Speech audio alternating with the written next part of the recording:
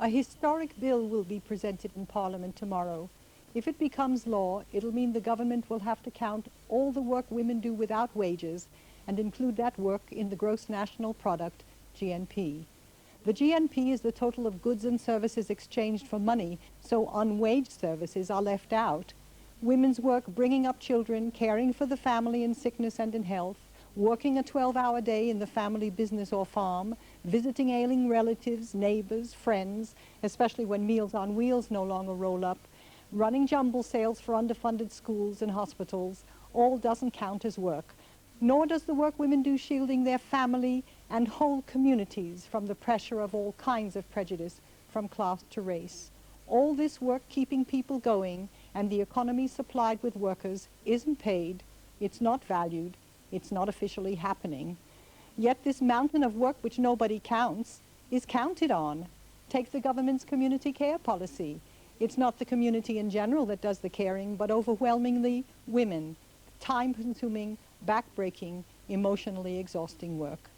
This government shift from people getting a wage to be carers in the health service, for example, to women caring for their relatives at home without pay isn't counted in official statistics, so no one knows just how much women picking up the pieces of a shattered welfare state saves the government every day.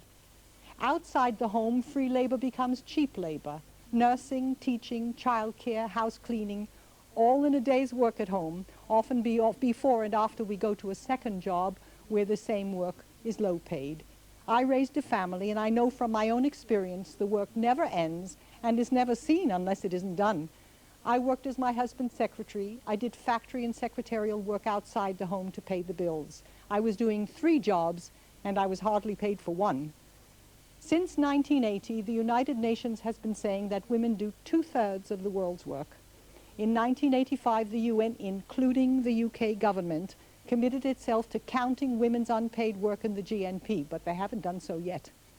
The invisibility of women's contribution allows the government to freeze child benefit, cut maternity grants, and keep older housewives like myself poor and dependent, because after a lifetime of service to family and community, we are not entitled to a pension in our own right for the work we've done.